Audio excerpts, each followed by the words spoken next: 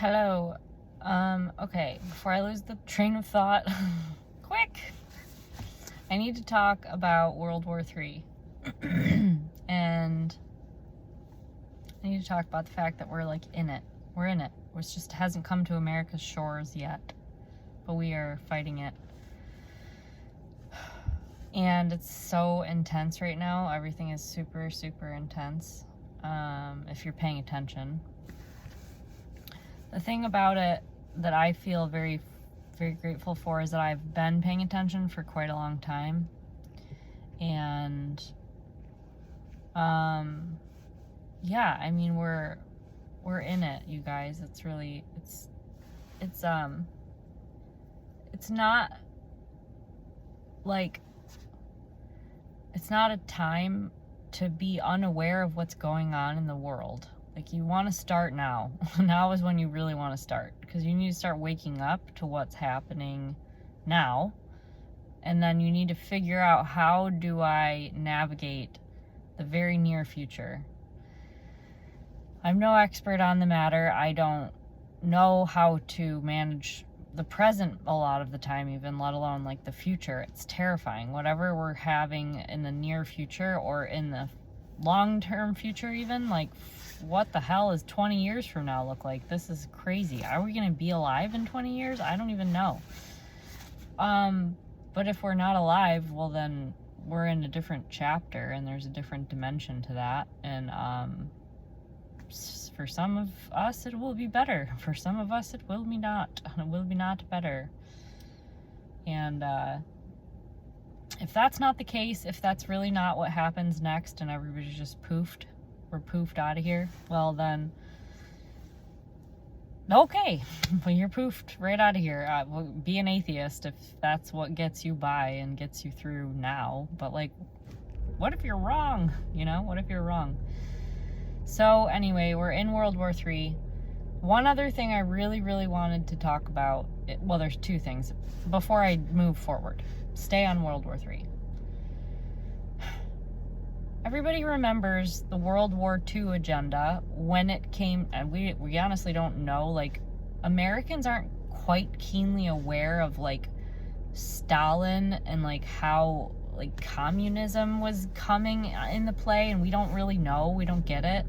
We don't talk as much about that because the big bad guy in the room is always Hitler, and Hitler is insane. He was so horrible, and he had an agenda, a very sinister agenda, to annihilate the species of human beings that are ethnically called Jewish. I say ethnically because it's important, because Judaism is basically, like, not a thing anymore. The reason being that they can't sacrifice in the temple. They were called to not sacrifice in the temple. The what is that? The veil in the temple, not the veil, but it was torn into pieces. Is the veil? Yeah. It was torn. And then Jesus said after his crucifixion and resurrection that the temple would be torn down brick by brick, and there wouldn't be a brick left standing. And that's because the Jewish faith, covenants, rituals, sacrifices are no longer a covenant. I am so sorry if Jewish people believe I'm a heretic for saying that, but I'm not Jewish, so call me a heretic all you want. It doesn't matter to me. I don't believe in your... I believe that your religion was the precursor to my religion, to our religion, but you guys just deny God. And most Jewish people, a lot of them, I shouldn't say most because I don't really know what the statistics are, but, like, a lot of Jewish people are actually atheists. Like, they self-proclaim as, like, I'm Jewish, but I also am an atheist. And it's like, of course they're atheists, because they don't believe that Jesus is the Messiah, thereby denying God. And so why wouldn't you be an atheist? Of course you're an atheist. You deny God. Okay, makes sense.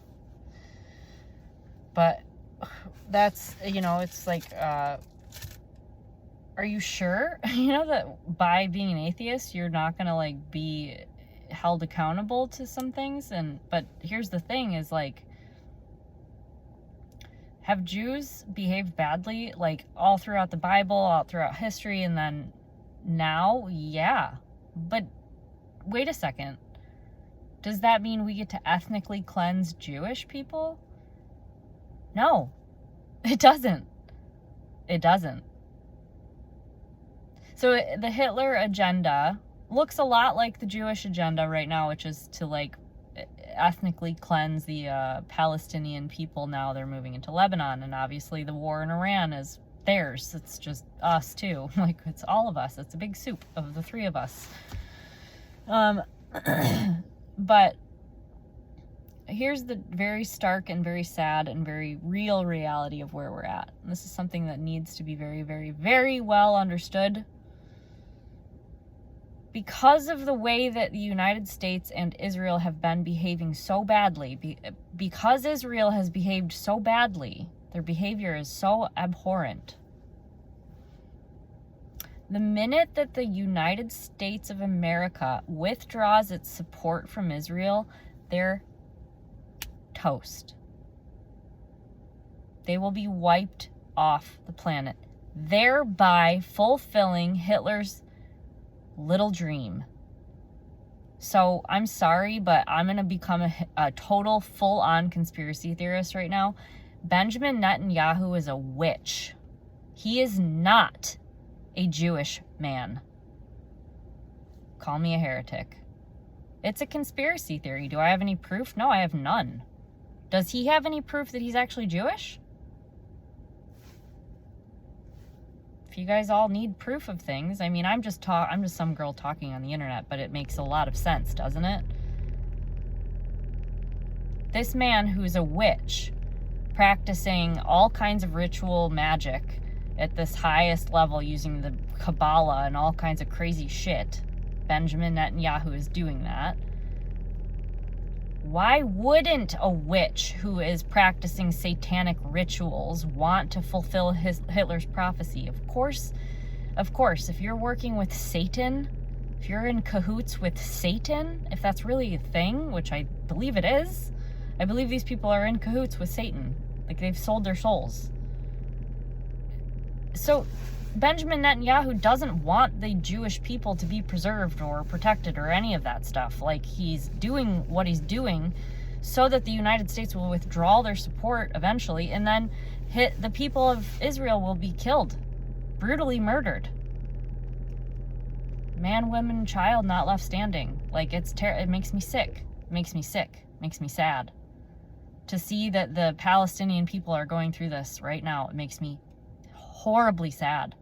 It makes me very sad that the people of the nation of Israel that are outside of the borders of Gaza, the ones that are inside of a different, like, border, like some border, like, they don't have some sort of, like, infinite protection. And if they want to, like, suddenly start calling on God to give them infinite protection, then, like, I don't know how that goes down. I think that the Bible might be talking about that at some point, but I don't know. It's not mine. Like, I have no idea. Like, I even think that people interpret that all very incorrectly, especially some Protestants out there be interpreting the Bible incorrectly. And I interpret history incorrectly sometimes, but I do know this because I'm an American citizen who got totally, like, force-fed how horrible and atrocious the Holocaust was for the Jewish people and for anyone with a disability or anybody that doesn't fit in Hitler's little book. And, like, literally, it was so horrible for the Jewish people.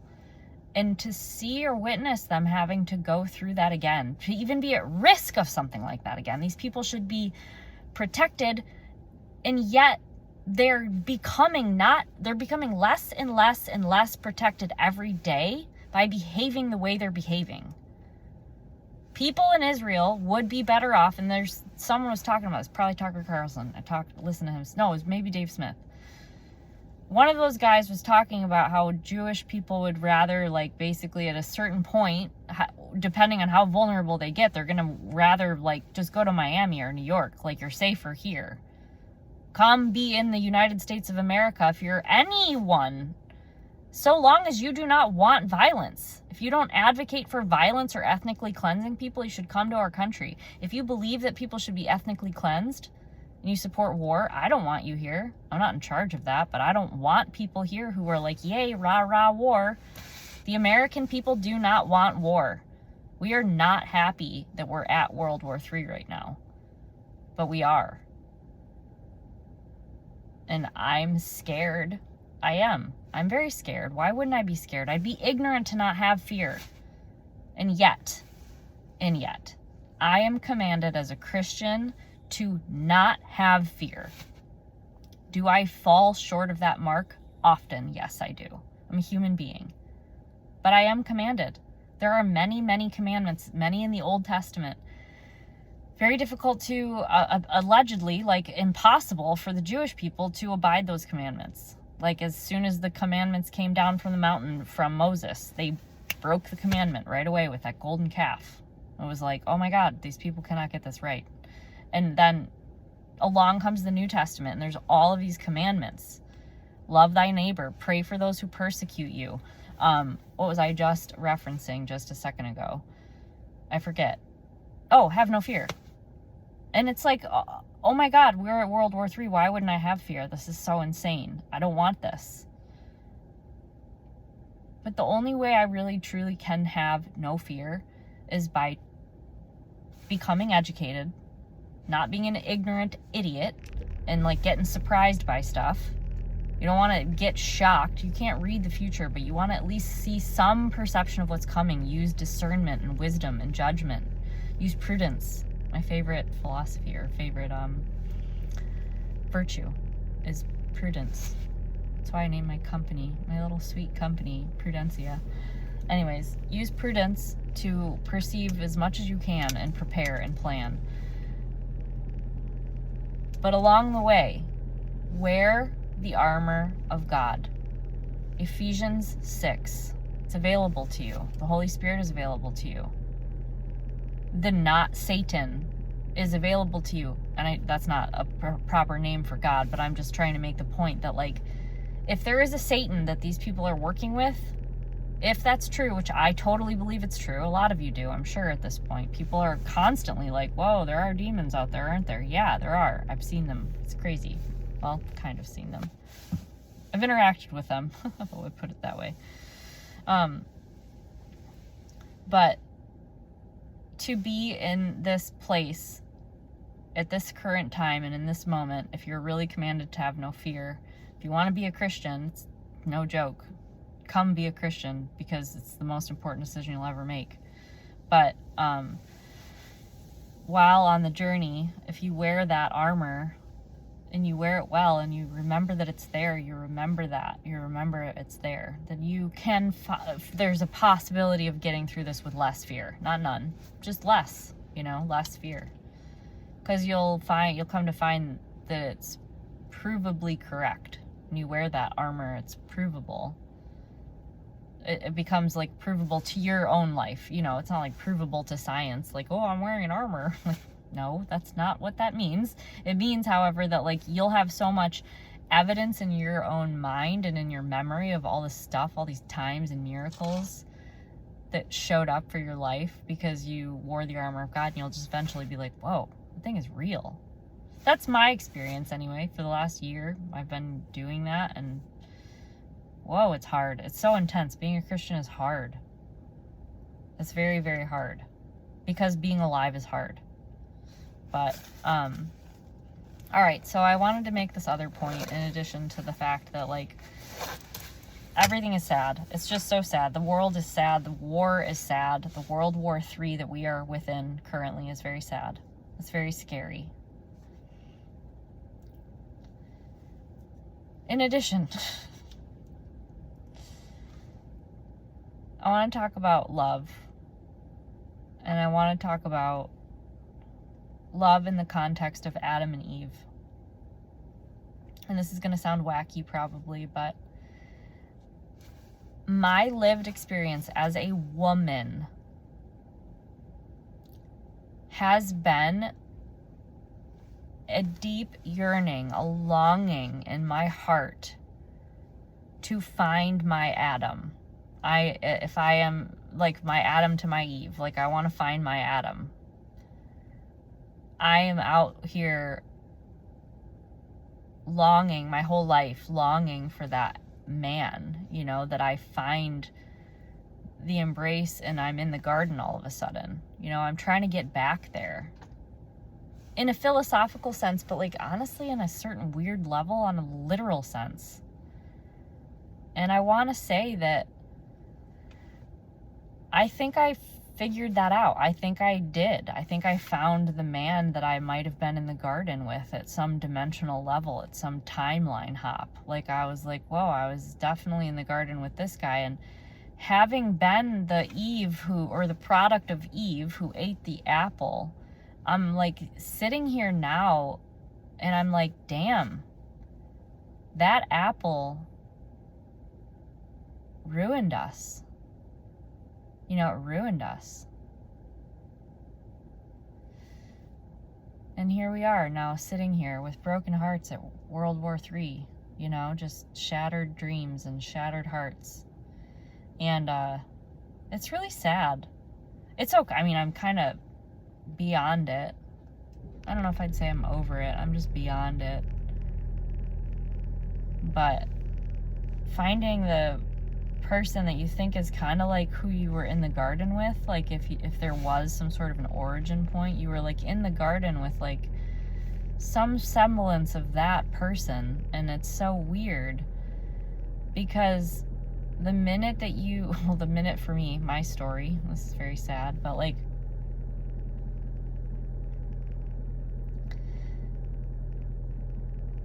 I didn't have a surrendered relationship with that person. Like that person and I were not surrendered to God at all. No, we were not. And so what I got to do with this person who I was, quote, in the garden with, is I got to play out and witness with my own two eyes and my heart the pain and the anguish and the agony, the trauma and the torture of having the choice to eat the apple, you know? And I think that's why so many people are looking for their Adam or their Eve. They're out here looking, they're longing for it. And when they find it, if they together don't surrender to God, if they don't surrender to a higher power who is almighty and like way above us, like very scary in a way, fear nothing but God. Fear nothing but God. Like fear God. That's all you have to be afraid of.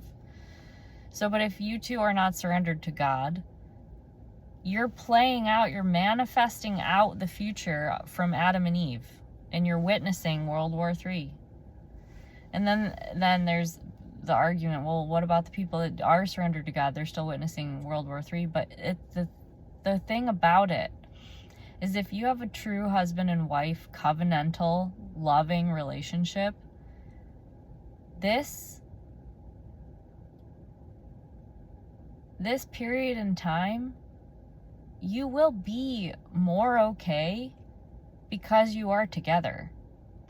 You will have a fighting chance to make it through this less harmed than other people because you are together. You've managed to become cohesive, a cohesive unit.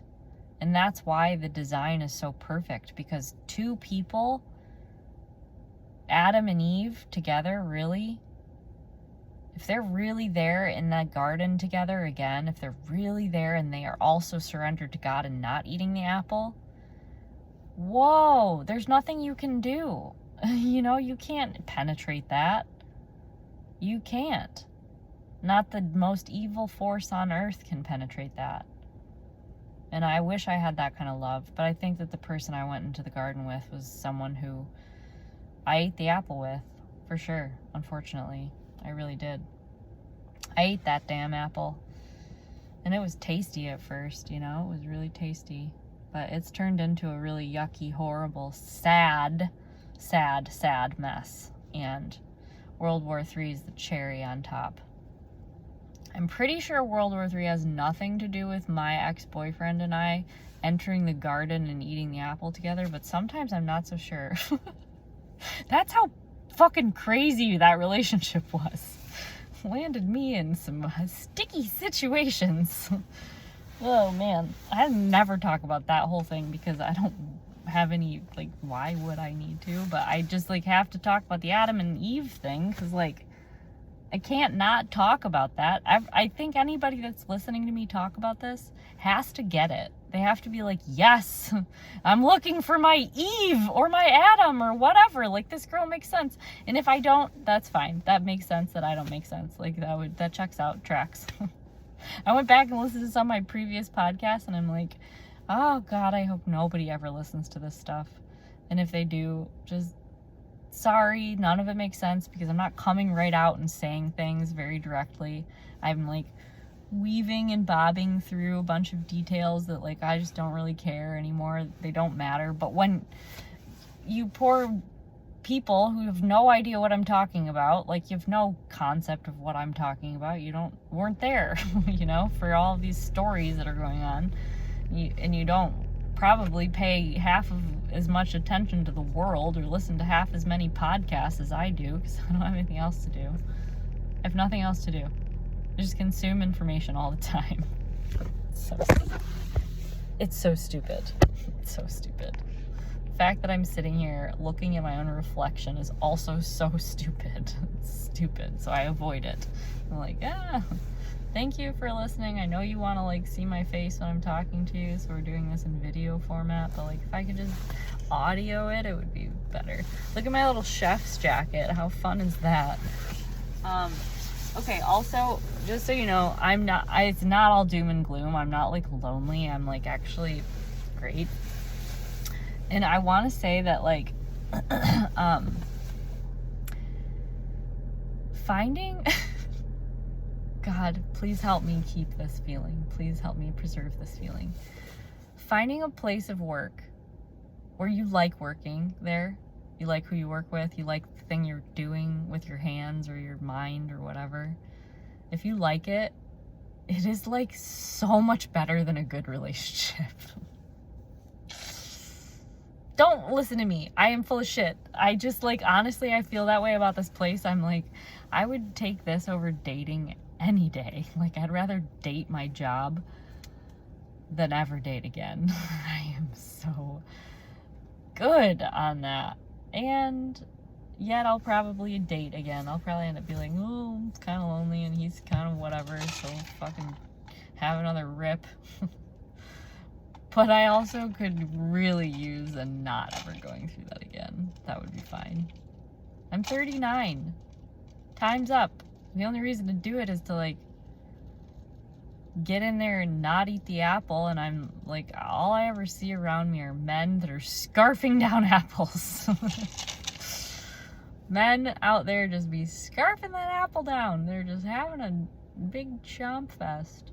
Very few men I know in my life who are surrendered to God. Very few. So, I work in the kitchen instead. And I'm happy. I'm having a very, very, very nice time. I wish I could make more money and I wish I could work more often. I want more of this. I want, like, this, but more. But yeah. Okay, one thing that's coming at us. Mike and I are hanging out. I'm going down to Detroit next week. I'm so excited. I'm recording a podcast with my dearest friend, the politician. We're going to interview the politician of a lifetime. You all are so lucky to listen to Mike McDermott's innermost thoughts. I hope it's a ripper. It's probably going to be, like, at least an hour. I'm so excited. And, I don't know what else to say. I think that's all. I was just, like, so excited. I was like, I have to talk about this Adam and Eve thing, and I obviously have to point out the fucking obvious that we are in World War III, and it about to be that the most vulnerable people in the world are the Israelites. There's the Israelis. I feel like there's a big difference. Because, yeah, I don't know. But anyway, we here in America, so long as you are here in America, and no matter what your belief is, if you believe that the Palestinian people should be blown off the earth, that's horrible. And I don't want to be around you, ever. However, you have the right to be here and feel that way, I suppose. I'm not going to kill you over it. I would never advocate violence for anybody's opinion about anything, ever. It's an opinion. Doesn't matter. You could have the opinion that you should cut off my pinky. Like, if you're like, I have the opinion that Lydia should lose her pinky, I would be like, that sucks. You don't also deserve to have your pinky cut off. I'd be like, I don't think you should have your pinky cut off. If you got to do it to me, that would suck. That would have hurt a lot. But I would pray for you, because you're going to hell for cutting my pinky off, and hell is going to be so much more painful than my pinky. So I have to pray for you. That's why God commands us to pray for our enemies, because he's like, what's coming for them for persecuting you is bad. It's bad. It's very, very bad. It's going to hurt. It's going to really suck. You have to pray for them. Pray for them that they turn around while they still have time. Pray for these people who advocate for genocide and war. Pray for the people who would ever blow up a child or a child's school or children or innocent people. Who's innocent? Everyone. So you have to pray for your enemies, and your enemy is, if the person in front of you believes that there should be a war, you have to pray for them, because they're your enemy, and Jesus tells us you have to pray for our enemies. So I'm praying for a lot of really scary people in Washington, D.C. right now. I'm praying hard for Benjamin Netanyahu, the greatest enemy of our time. Well, there's many that are on his level. I think there's a lot on his same level. I won't name a bunch of names, because who cares? But, I mean, yeah, you want to pray for somebody? Pray for him. Pray for Benjamin Netanyahu. Pray for Donald Trump. Pray for those enemies of ours. They're great enemies to us, the American people. And the world! They are the enemy of the entire world. Oh, by the way, I got into a big fight. Got into a big fight with somebody recently. Oh my god, this is so hilarious. Okay, so I got into a fight with somebody because I told them I was shooting a podcast. Didn't answer any questions. They didn't ask any questions about what the podcast was or like what anything. They were just fucking lost their mind and erupted on me. And I was like, interesting. I wonder, what is this about? Why are you angry that I'm doing a podcast? I know why they're angry that I'm doing a podcast, because they don't think that I should think anything about the Sam Wool murder. They think I should stop thinking. They should just like hit the button and stop thinking about it. And they're like, I fucking hate you for thinking about this thing. And I'm like, okay, well, convenient for you, person who is ethnically Jewish, also an atheist. Convenient for you. Weird. Creepy. He called me creepy. Okay, so this is why I thought of him, because he was like, you are everything that's wrong with the world. Okay, so first of all, that's quite a statement. He made it 3 times in print, in text message. He was like, you are what is wrong with the world. And I'm like, that is so insane to think that. I didn't really respond to what he said, but I was sort of just like, whoa. Am I really what's wrong with the world? Lydia Bates is responsible for everything that is wrong with the world, is what he said. Lydia Bates, you are responsible for what is wrong with the world. You are what is wrong with the world. That's what he said. And I was like, care to elaborate? Like, I was just like kind of waiting. Like, I don't know what that means. But like, I was thinking about it and I was like, this is actually how these people, like these psychopaths who are very violent in nature, like they get to that level where they're like, the world is broken. It's very bad. It's a bad situation and you're the reason for it. So we therefore are justified in killing you. That's the justification.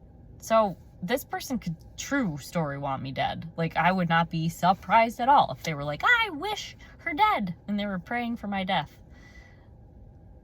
Again, that person who is now definitely my enemy, there is no question that this person who used to be my friend is now my enemy. And I'm putting the person in the story out there because I feel like it, but I'm not naming their name, because this could be about anybody. It could be about a couple different people. Or it could be just about one person whose name I'm not going to give. However, this person is definitely my enemy, and guess what I have to do? Pray harder for them than anybody in my life right now. Because that is an enemy to me. And he was being very, was he persecuting me? I don't know. He was definitely being crazy. Very crazy.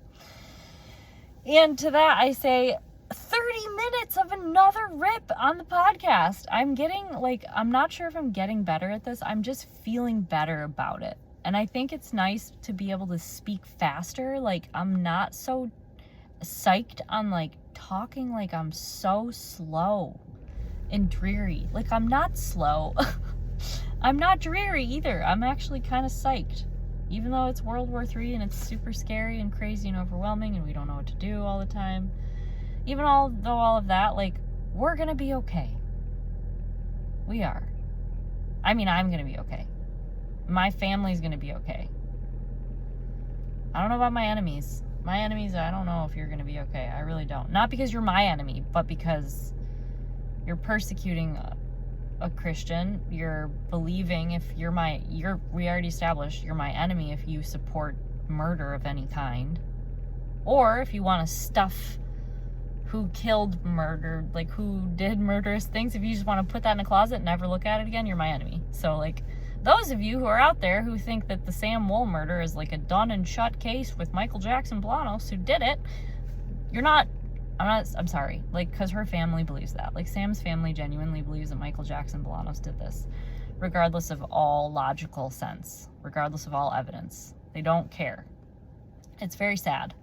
They are not my enemy. I will never call Sam's family my enemy. That doesn't make any sense.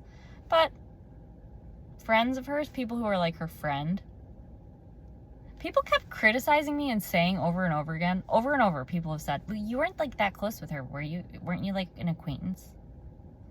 It's like a hand select few people that always make sure that they repeat that. This new enemy is one of them. But like, I just think it's so interesting because how many of her best friends really wanted to get to the truth of that situation?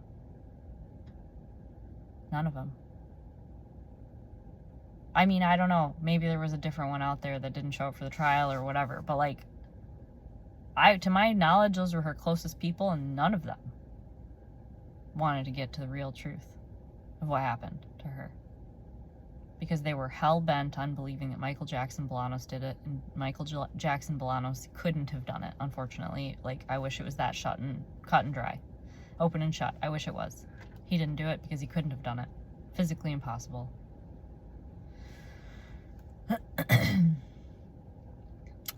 So anyways, I started a podcast and I talk about whatever the fuck I want. And if I'm what's wrong with the world because of that, well, okay. Hope you don't kill me over it. I certainly don't want to die for this podcast. That is for sure. It's not worth it. Promise. Although it could get worth it. Maybe I get really good at this thing. I don't know. I could be getting better at it. Or worse. I'm not sure if I'm getting worse. I hope I'm not getting worse at it. That would be better to not get worse. Be good to just be like, no, I'm actually, like, I got something to say. We're gonna make some enemies around here. I'm excited. I was really glad. I was kind of like, whoa, finally, like, I don't have to fucking walk on eggshells around that douchebag anymore. I am a bold little biatch. Okay, I'm gonna hang up the phone now. It was so good talking to you guys in this one-way chat. I love it. It's the best. Good night. Mwah.